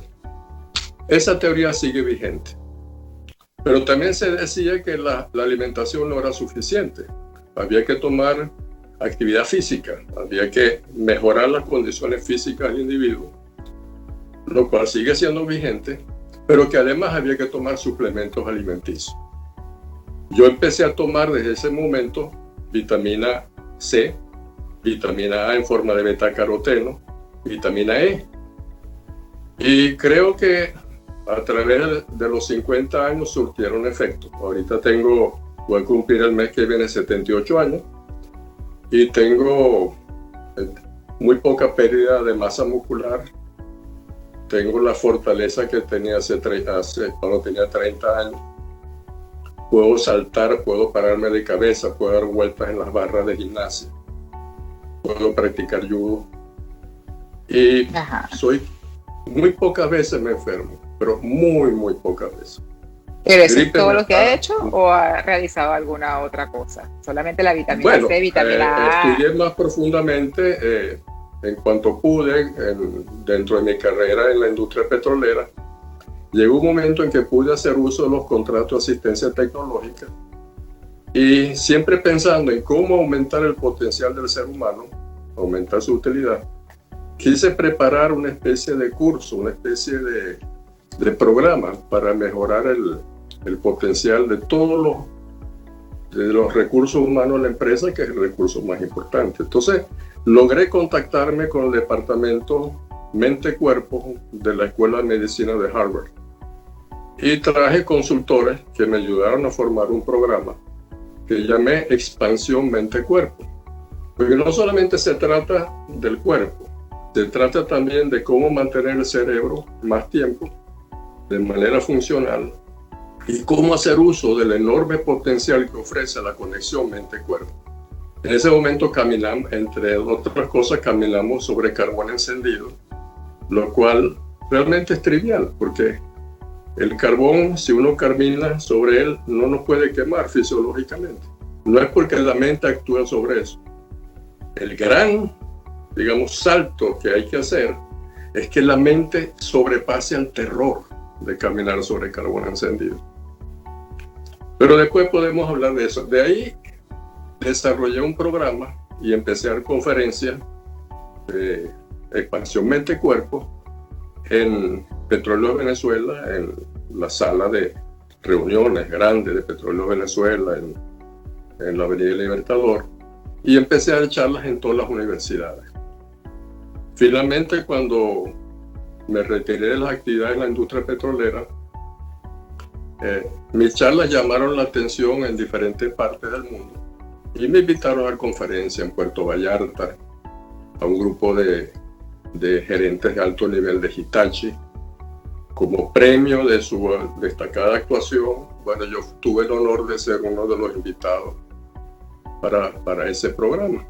Luego di charlas en Las Vegas, en Chicago, en todas esas reuniones que se hicieron con la Sociedad de Antienvejecimiento Americana, que se llama The 4 AM, que organizaban reuniones 2 o 3 al año en diferentes partes del mundo. Al rato también tuve la experiencia muy importante de dirigir una empresa de antienvejecimiento en México.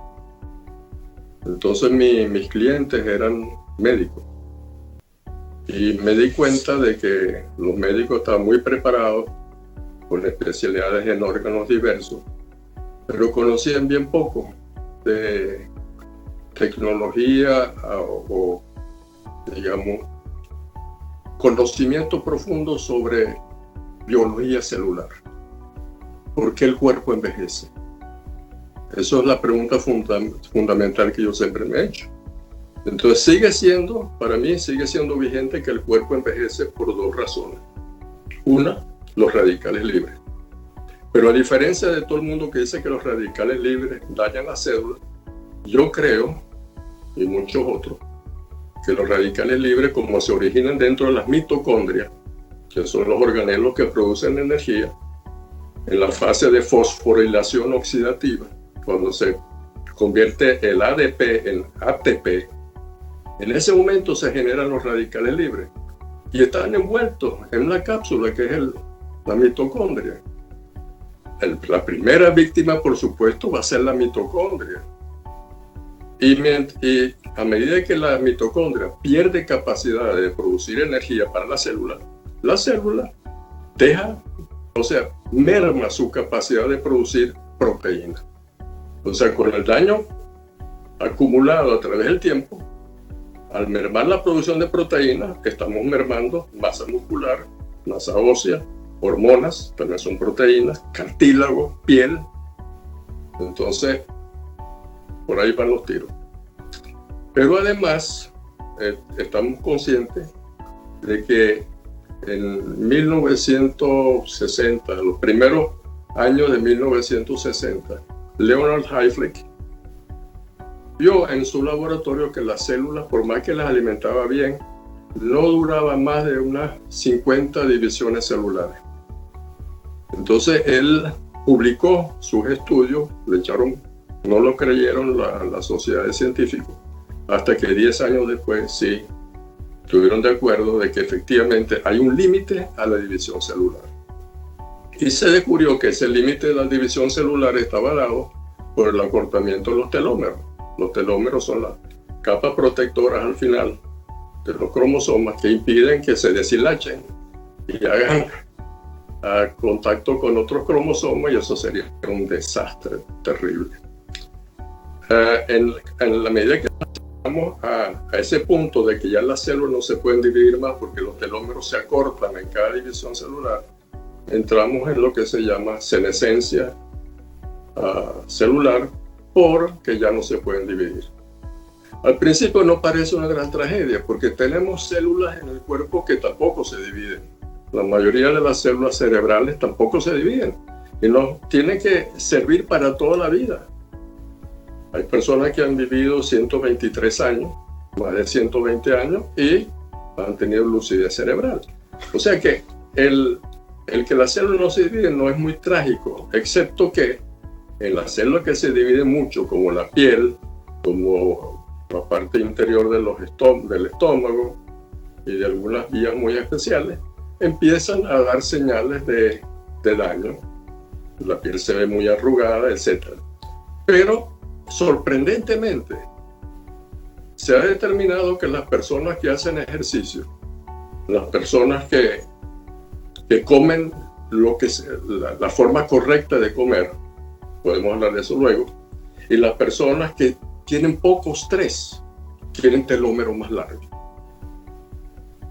Y las personas que tienen estrés constante, se ha hecho estudios con la población de color en los Estados Unidos, se ha encontrado que tienen telómeros más cortos. Los obesos tienen telómeros más cortos. Además que hay otras señales que indican que la obesidad es terrible, porque genera una inflamación subclínica por mucho tiempo, que conduce a un envejecimiento temprano. El sistema inmune decae en efectividad. Entonces yo recomiendo en mis charlas que adoptemos la forma de vida, el estilo de vida de los pobladores de las zonas azules, que son las poblaciones que más tiempo viven. Hay una gran concentración de centenarios y de gente de muy alta edad, en 5 sitios. ¿Qué son? Cerdeña, Icaria, Okinawa, la península de Nicoya y sorprendentemente Loma Linda, en California. ¿Por qué digo sorprendentemente? Porque en las primeras que mencioné, las condiciones naturales de pobreza de esa zona y de escabroso del terreno hicieron que la gente tuviera que comer poco y caminar mucho en subidas y bajadas. O sea, hacían ejercicio, tenían que trabajar duro cultivando la tierra. Y eso formó un estilo de vida único, formó un estilo de vida que tenían que depender de sus familiares, eran sitios remotos, tenían que depender de los amigos, de una comunidad que los ayudara, y entonces se enriquecieron con el contacto, digamos, social, con bajo estrés en esos sitios. Pero Loma Linda, en California, es distinto. Es un sitio, una metrópoli, es un sitio donde hay buenas condiciones de vida, fértil, terreno fértil, para lo que sea. Y ahí se desarrolló, lo llaman la quinta zona azul. Ellos tienen el mismo estilo de vida que las otras, pero no porque la naturaleza se lo haya condicionado, por decisión sino propia. que como comunidad religiosa de adventistas del séptimo día, desarrollaron ese mismo estilo de vida. Son vegetarianos, comen poco, hacen ejercicio, tienen enorme bienestar, derivan enorme bienestar de las relaciones con la congregación. Y es el mejor indicativo de que todos lo podemos hacer. Cualquiera que quiera cambiar y adopte el estilo de vida de las zonas azules puede vivir mucho tiempo con salud. ¿Cómo ve usted ¿por qué las llaman zonas azules? Después me va a dar su punto de vista de cómo considera usted que esta pandemia del coronavirus nos ha cambiado la forma de visión de nuestra vida y cómo podemos llegar todos a cambiar nuestros hábitos para tener una mejor vida en un futuro. Pero cuéntame por qué se llaman zonas azules y después me responde esa pregunta. Ok, un grupo de especialistas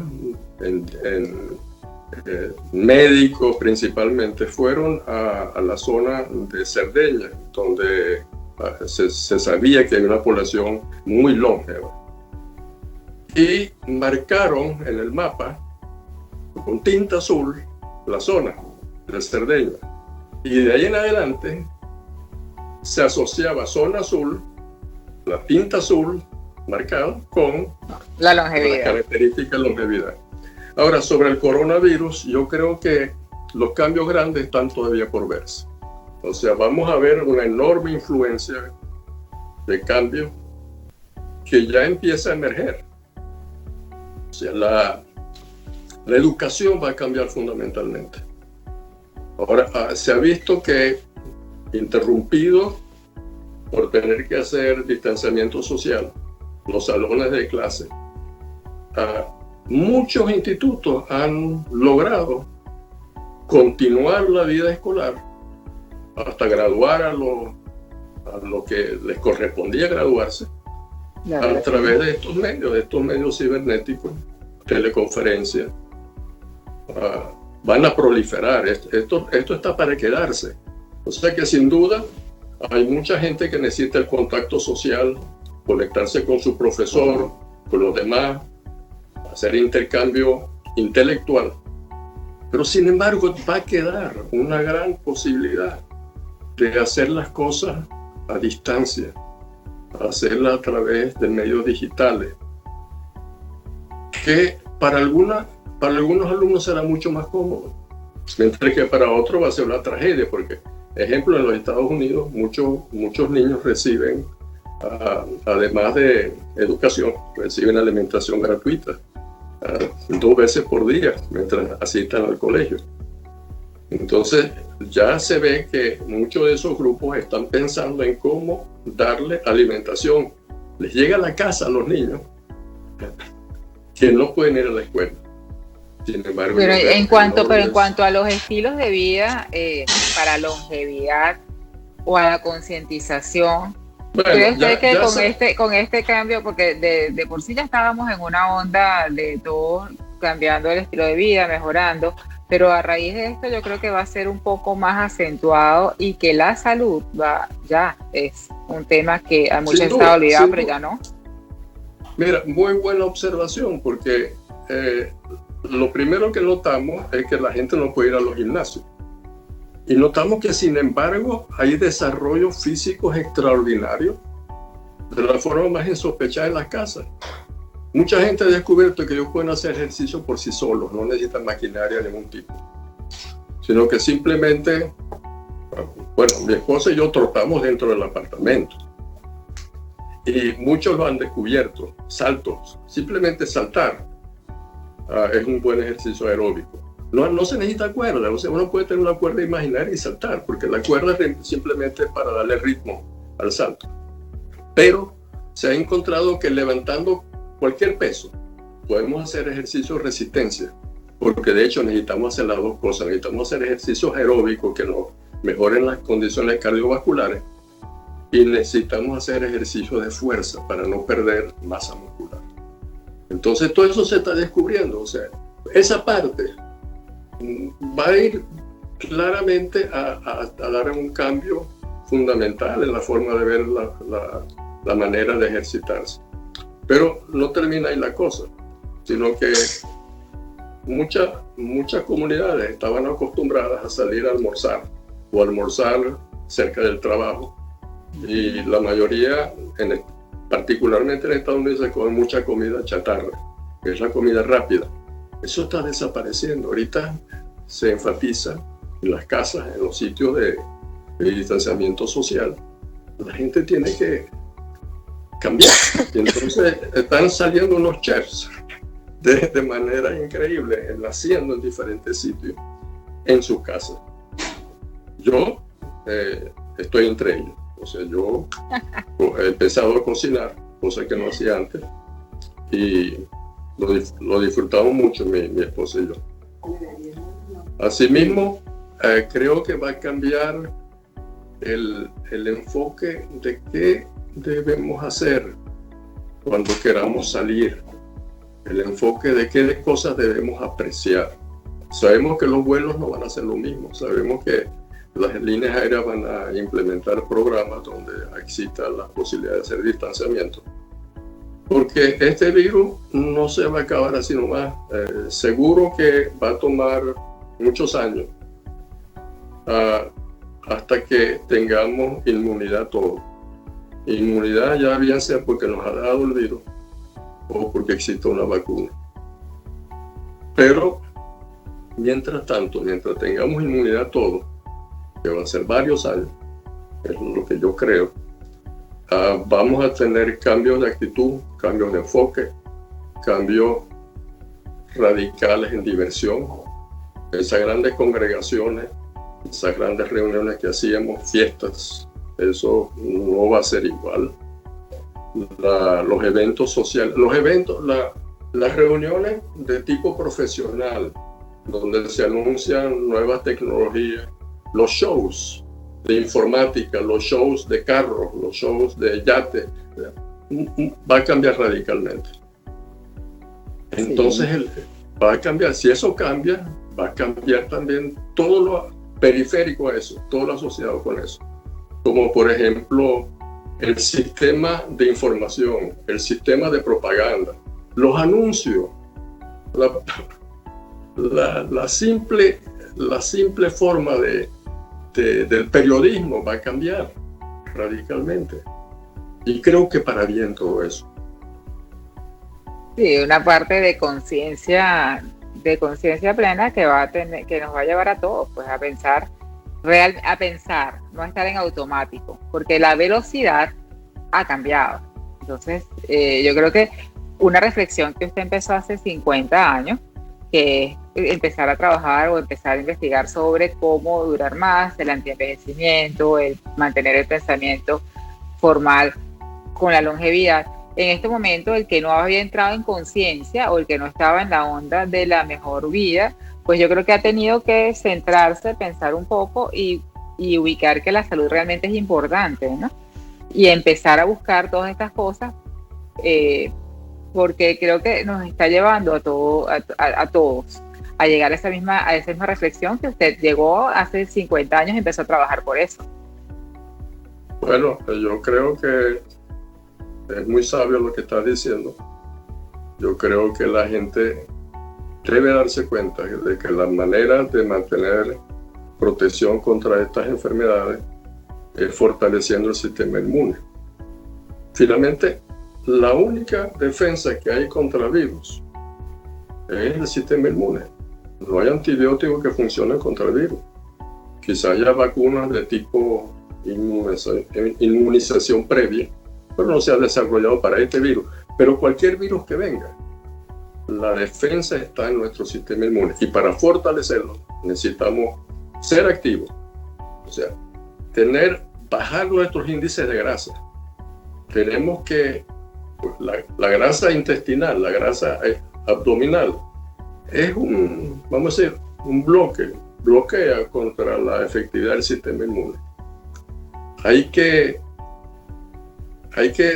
si queremos ser útiles más tiempo, vivir más tiempo, tenemos que también pensar en mantener nuestro cerebro positivo, preparado para eso. O sea, pensar ya de una manera diferente. El cerebro es tan plástico que nosotros podemos aumentar nuestra inteligencia, por raro que esto suene, a través del tiempo. No solamente tenemos que evitar que decaiga la inteligencia, sino que se ha demostrado que podemos mejorarla a través del tiempo. Y la forma de hacerlo, ¿sabe cómo es?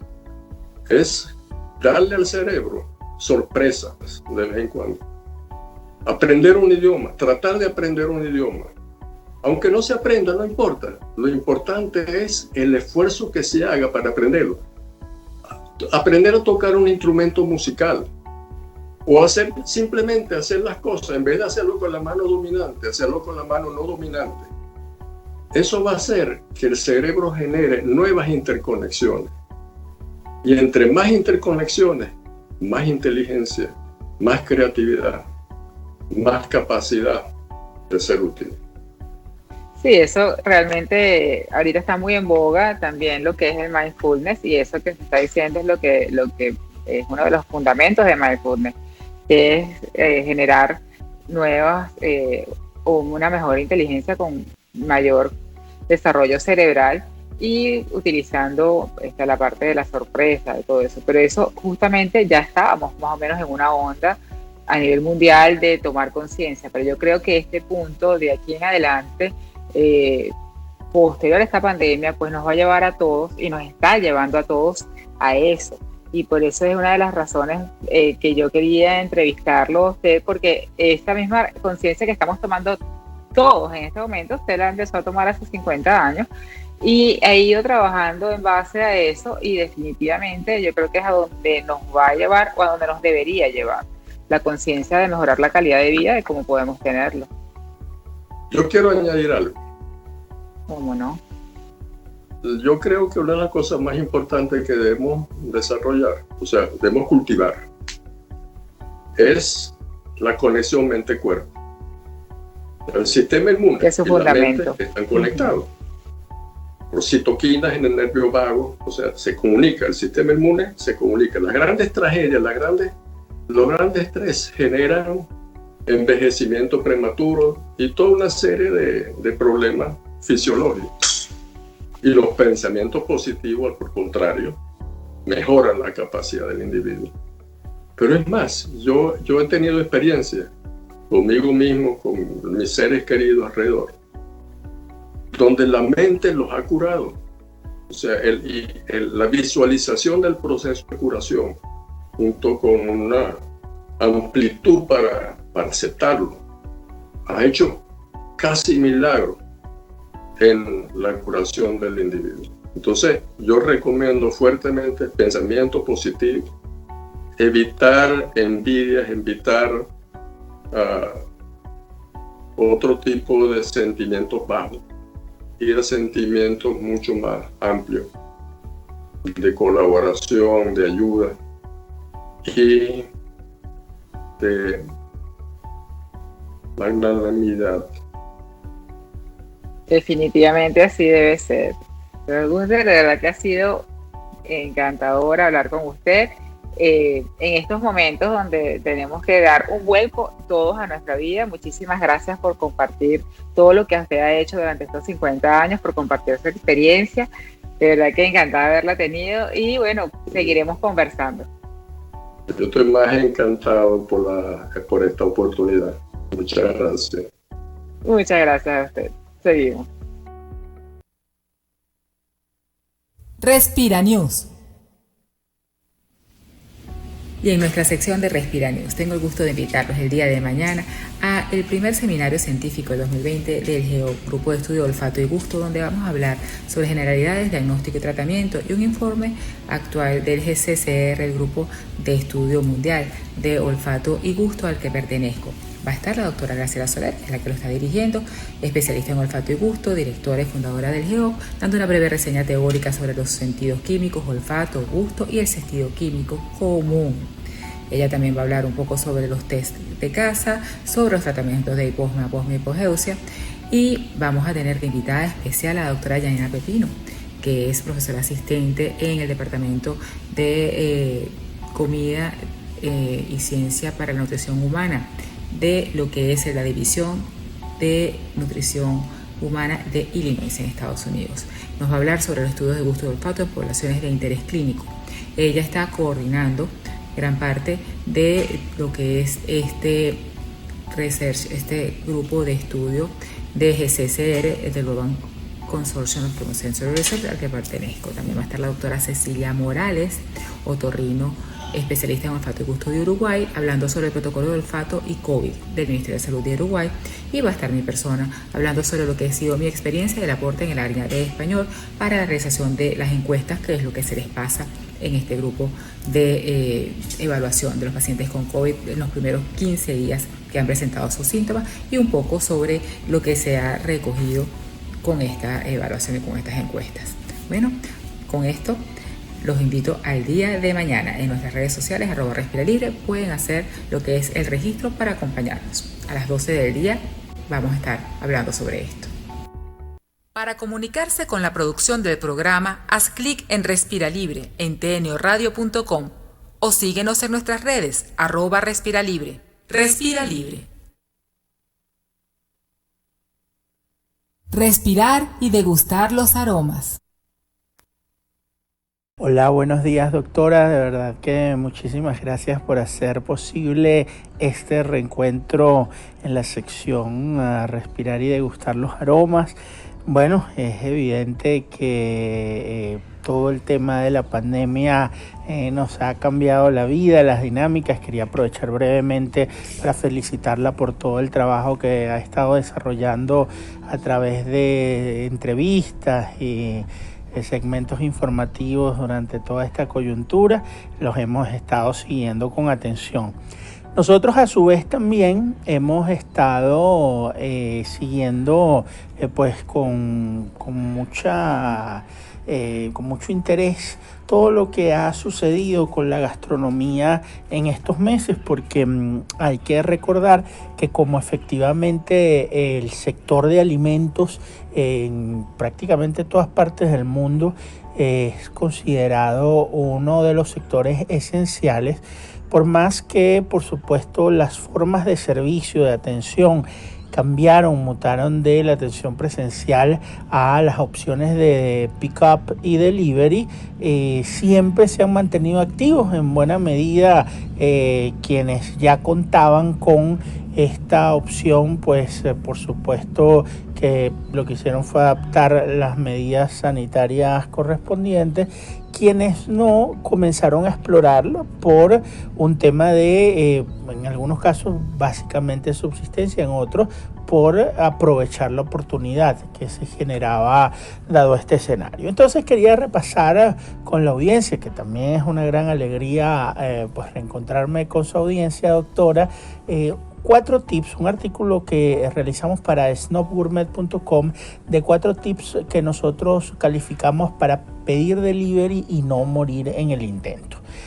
Abarcan, digamos, las cosas más prácticas, dado que nosotros damos por buena el esfuerzo que han tenido los empresarios gastronómicos en cumplir las medidas de adecuación para poder asegurar que no haya ningún problema de contagio en medio de una situación que merece la mayor de nuestras atenciones.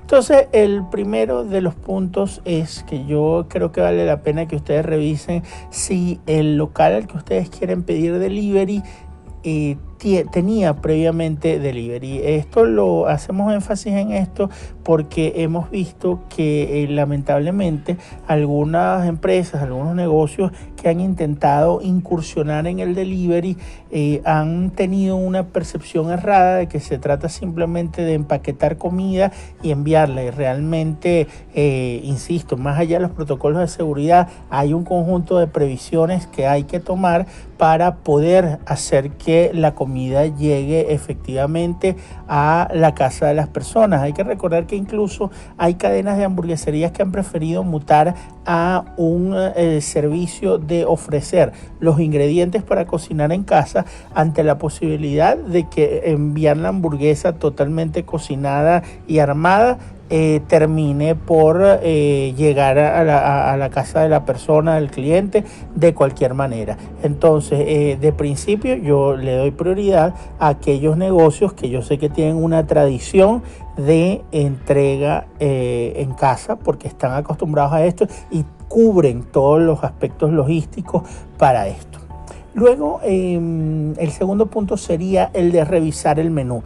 Creo que eso lamentablemente también ha sido una de las fallas de algunos negocios que han tratado de incursionar en el delivery de comida, y es que, para bien o para mal, no toda la comida se puede enviar, no todos los platos se pueden enviar en delivery. Hay platos que por su armado, por su elaboración, por sus ingredientes, simplemente no pueden ser enviados. Entonces, yo les diría 2 cosas. Uno, prefieran de principio aquellos lugares de delivery que con mucha visión se han concentrado, en lugar de ofrecer todo su menú, en 3 o 4 opciones. Eso con seguridad son las opciones que ellos han hecho los estudios de que efectivamente pueden enviarse y llegar perfectamente a la casa de las personas. Y luego, si ven que hay un lugar al que quieren pedir y hay un menú muy grande, utilicen el sentido común ustedes y no pidan algo que uno sabe que es casi imposible que llegue de manera perfecta a la casa. Así que vayan por las opciones que uno sabe que pueden llegar bien. El tercer punto es pedir con antelación. Hay que recordar que en la Venezuela actual, junto al tema de el delivery propiamente y la logística que se necesita, hay un tema también de movilidad. Si bien eso ha mejorado en las últimas semanas, el suministro de combustible, pero también diferentes puntos de control en diferentes partes de la ciudad. Entonces, no es buena idea usar el delivery como un simple antojo de que, me provocó comer tal cosa, vamos a llamar, porque lamentablemente puedes terminar pasando hambre. Abiertamente te lo digo, y realmente no es culpa de nadie. Ahí sí hay que entender que no es culpa de nadie, es simplemente una condición que tiene que ver con las medidas dentro de todo el marco de las medidas de confinamiento, e incluso en esos periodos de flexibilización hacen complicado, más complicado de lo habitual, la movilidad por la ciudad, y hay que tomar eso en cuenta. Entonces yo les diría, día, haga su pedido con antelación la mayoría de los servicios están en total capacidad de tomar pedidos con ese tiempo previo para poder cumplir cuando coordinen con la persona. Y finalmente vale la pena revisar los comentarios en redes sociales. Por más que hay gente, ahí sí diría que son gente inescrupulosa, se da la tarea de borrar los comentarios negativos o simplemente bloquea la opción de comentarios en sus cuentas sociales. De hecho, te digo, si en un servicio de comida el usuario, el dueño del servicio de comida bloquea los comentarios en su cuenta social, te diría de antemano que no pidas, porque si hay algo que garantía es difícil decir que es garantía, pero te da un elemento más de confianza, es la posibilidad de que la gente se exprese claramente. Todo el mundo sabe que en los negocios de servicio siempre hay un porcentaje de gente que no va a quedar satisfecha. Eso es un hecho de la vida. Pero cuando eso se manifiesta claramente y sobre todo cuando uno ve la respuesta del local, uno puede entender realmente el compromiso que tiene con la atención al cliente. Entonces, primero que todo, descarta a cualquier negocio que tú quieras pedir, que ves que en sus cuentas de redes sociales tiene bloqueada la opción de comentarios. Yo nunca pediría porque hay esa imposibilidad de tener ese elemento de confianza. Y luego pues ve lo que la gente comenta, con detalle, porque a veces vas a encontrar sorpresas tanto positivas como negativas, o incluso también te puedes orientar sobre lo que te decía previamente, el tema de si debes pedir tal plato o no debes pedir tal plato, cuáles son los platos que llegan mejor con delivery. De cualquier manera, recuerda que estamos en una situación bastante particular, así que el delivery sigue siendo una alternativa excelente para evitar salidas innecesarias en medio de la contención por el COVID-19, pero vale la pena también uno protegerse como cliente para poder disfrutarlo. De verdad que muchísimas gracias, doctora, como siempre, por el espacio, y siempre les recuerdo que en snobgourmet.com diariamente estamos actualizando, y en @snobgourmet en todas las redes sociales. Los esperamos para que vean el contenido, para cualquier pregunta o comentario que tengan. Muchísimas gracias, doctora, y será hasta el próximo viernes. Espero que podamos concretar, como habíamos dicho, alguna forma en video o alguna forma de interacción para que podamos ir desescalando también la sección y todo lo que tiene que ver con el programa. Que tengan feliz fin de semana. Ya regresamos con Respira Libre. Ya estamos de vuelta con Respira Libre. Y así hemos llegado al final de nuestro programa. Gracias por permitirnos haber regresado por aquí, por TNO. De verdad que siempre un reconocimiento al esfuerzo increíble que hace mi querido Rafael Casera, el director general de la radio, para que podamos estar con ustedes. Y bueno, de la manera que sea, aquí siempre esperemos poder continuar con nuestro programa Respira Libre. Hemos llegado a ustedes gracias a la Dirección General de la Radio, Rafael Casera, Ingeniería de Sistemas Antonio Calderón, Coordinación de Sistemas Carolyn Méndez, nuestro productor estrella Antillor Morillo, asistencia de producción y control técnico Edgar Pérez, y nuestra querida Bárbara Caguán, que siempre nos apoya en la conducción, que está con ustedes Sajid Mariño. Recuerden que vamos a estar acompañándolos también con nuestros micros educativos que están a las 7:57 de la mañana a las 1:57 de la tarde, que se pasan por TNO, y estamos todos los viernes a las 9 de la mañana, de 9 a 11 de la mañana, con nuestras secciones. Queremos seguir por mucho tiempo más con ustedes por esta vía. Recuerden seguirnos, @respiralibre. Para comunicarse con la producción del programa, haz clic en Respira Libre en tnoradio.com o síguenos en nuestras redes, @respiralibre. Respira Libre.